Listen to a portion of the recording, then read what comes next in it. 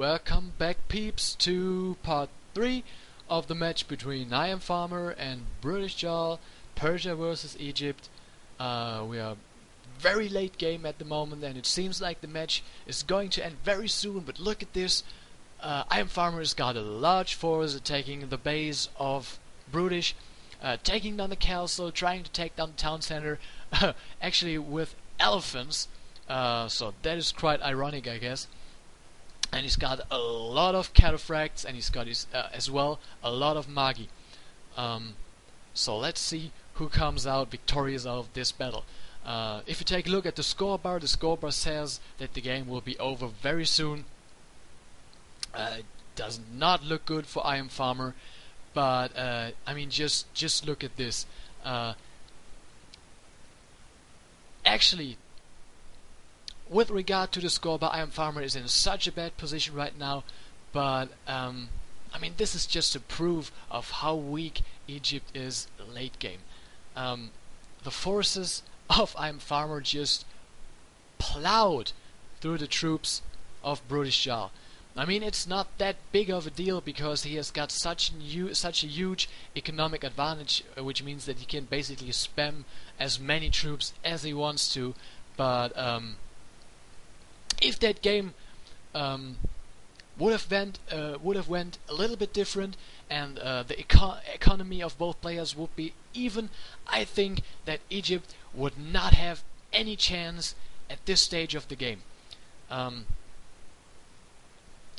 Because, I mean, it's just a fact that there is no good counter to late cavalry for Egypt. They only have the camels, and those camels are, even with all the upgrades, kind of weakish late game.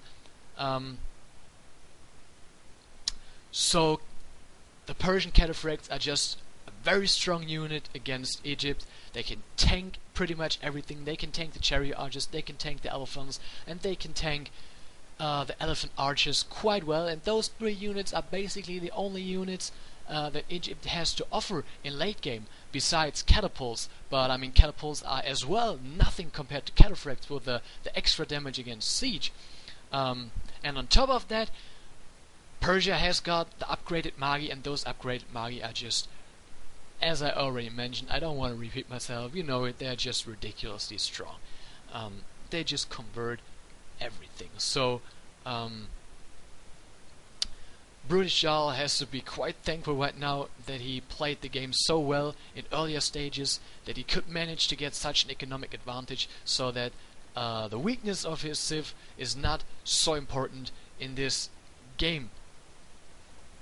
But thankfully the patch is on his way right now while I'm speaking, with all the balance changes, and I really hope that, or I'm pretty confident, I'm pretty sure that the changes will affect Egypt and make Egypt able to compete again. The buff of the Tar Priest is quite well, so they finally have a counter to late game cavalry, even though the range is still only half the range, about half the range of Magi and Greek priests. But on the other hand, those Egypt priests can convert multiple units at a time, and that is just insanely strong, because that means that all you have to do basically is just sneak one or two of the Tar priests inside of your troops, and if your opponent does not spot them right away and is not able to snipe them, which can be quite tough. And there it is, the GG. BrutishJarl actually resigned. Wow, that was really an intense game, guys. That was really a good game, a very long game, and was really fun watching that.